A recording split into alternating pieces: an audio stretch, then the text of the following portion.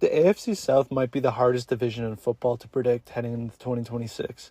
Every team has legitimate reasons for optimism, but every team also has some major question marks. Can Trevor Lawrence become an MVP candidate?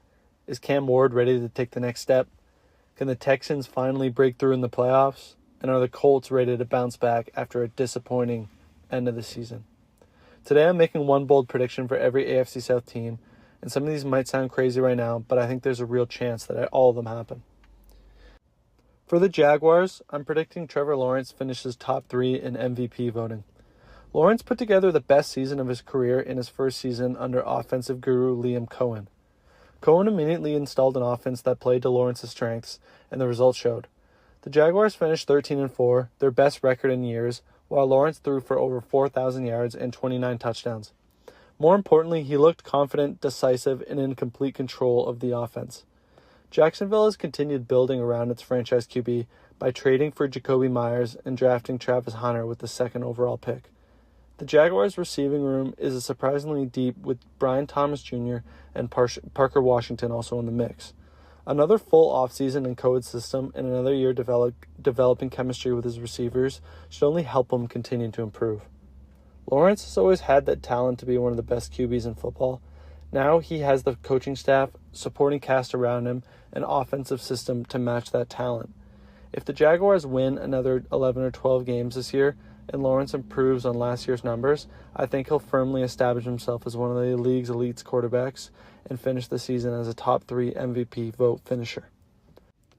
For the Titans, I'm going to predict that Cam Ward throws for more passing touchdowns this season than CJ Stroud does.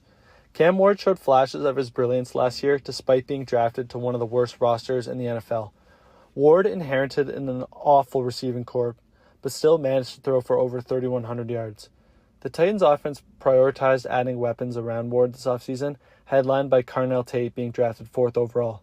As we have seen with several young quarterbacks, drafting a primary target for them to develop chemistry with has led to success, like Joe Burrow and Jamar Chase.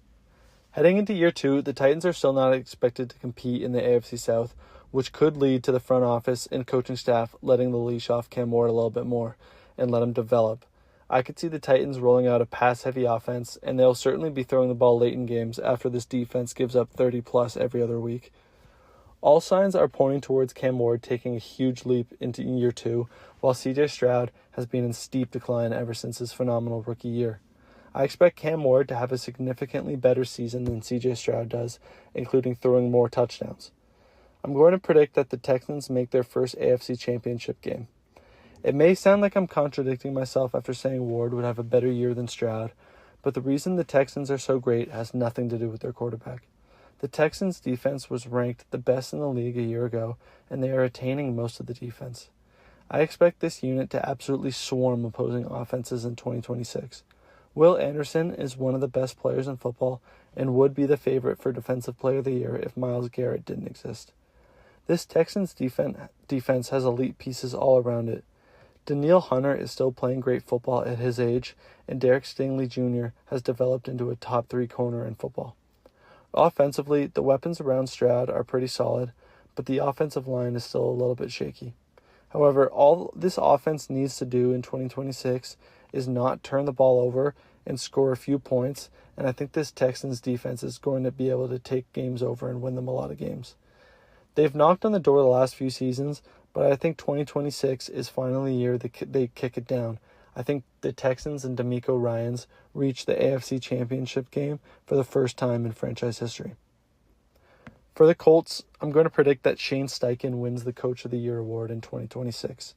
He was definitely in the running, and if not the favorite last year, before Daniel Jones tore his Achilles and the team completely fell apart. Steichen is an offensive guru who coordinated the Eagles' offense before landing the head coaching job in Indy. With Jones coming back for 2026, I expect them to regain the form they showed in 2025, and for the Colts to have a big bounce-back year.